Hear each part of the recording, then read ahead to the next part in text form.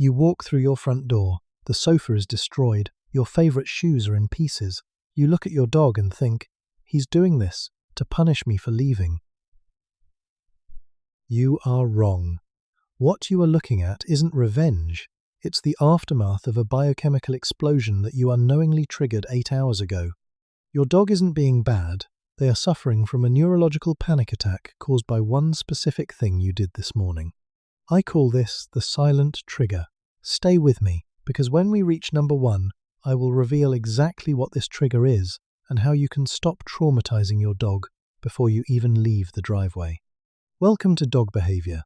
I am a dog behaviorist and creative director, and today I'm pulling back the curtain on the neurochemistry of your pet. Subscribe right now, because what you're about to learn will permanently change the way you look at your dog. Let's count down the 5 innocent mistakes that are breaking your dog's bond with you. Number 5. Your goodbye ritual. You think you're comforting them. You think those last-minute scratches behind the ears and that high-pitched "I'll be back" are helping them cope with the loneliness. Stop doing this. You are not comforting them. You are priming their nervous system for a meltdown. In 2010, researchers at the University of Milan conducted a study on 23 dogs. They used hidden cameras to see exactly what happens the moment you close that door. The results were chilling. For dogs whose owners had an intense goodbye ritual, their cortisol levels, the primary stress hormone, spiked instantly. On average, the howling and vocalization began at exactly 3 minutes and 15 seconds after departure. By the 7-minute mark, the destructive behavior started. By making your departure a big event, you create a massive emotional cliff. When you disappear, they fall off it. You are literally teaching them that your absence is a catastrophe. The fix? For 10 minutes before you leave, ignore them. No eye contact, no baby talk. Make your departure as boring as possible. Your dog's mental health depends on your silence. Number 4. Pushing them off your feet. You're busy. You're moving around the kitchen, and your dog keeps planting themselves right on your toes. You nudge them away because they're in the way. You just pushed away their biochemical safe place. To you, your feet are just feet.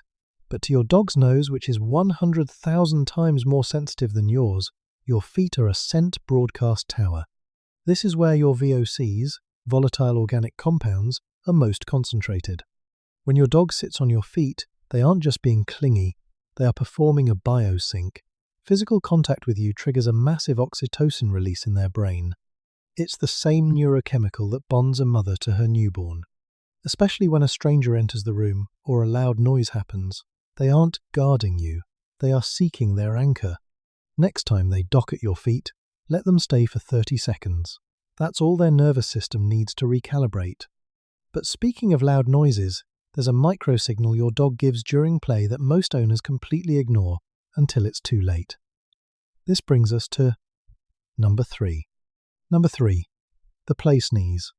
You're playing rough, your dog sneezes, and you think, oh, he must have some dust in his nose.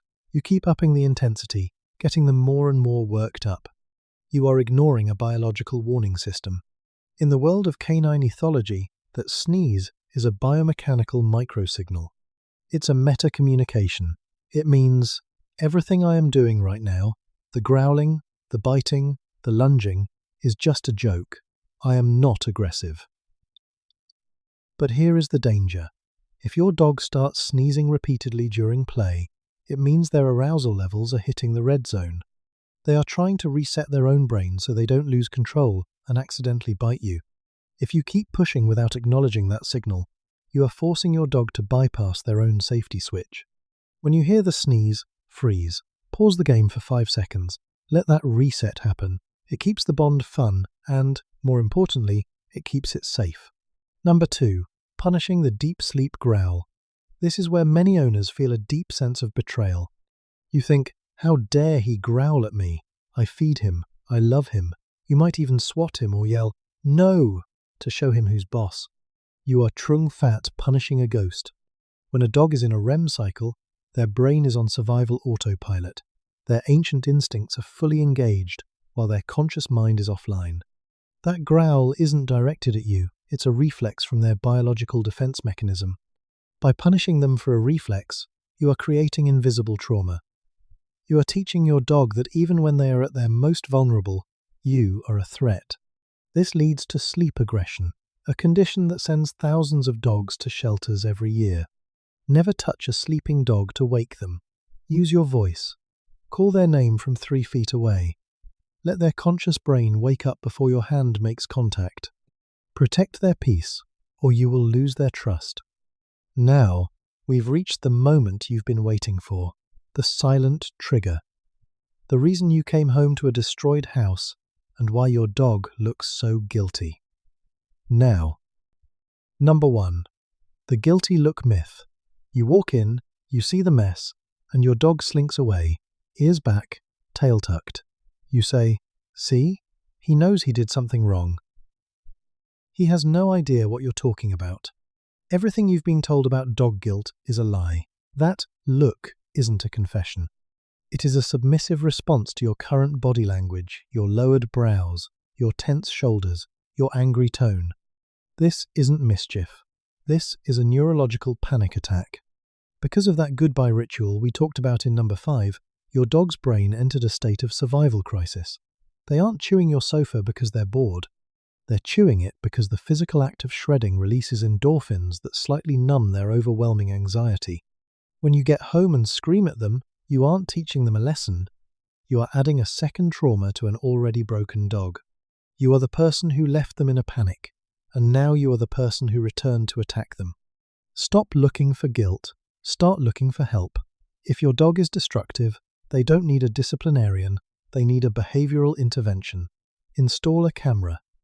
Watch the silent aftermath. Understand their pain, and you'll stop being their source of fear. Your dog speaks a language of neurochemistry and ancient instincts. When you stop projecting human emotions like guilt or revenge onto them, you finally start to see who they really are. A creature that relies on you for every single hit of oxytocin they get. Don't let these 5 mistakes destroy the bond you've worked so hard to build. Send this to a dog owner who needs to hear the truth. You might just save a dog from a life of confusion or a trip to the shelter. Subscribe to Dog Behavior for more deep dives into the canine mind. And tell me in the comments which of these 5 behaviors did you get wrong. I read every single one. Keep working with your dog and you'll both grow together. Onward and upward. Peace.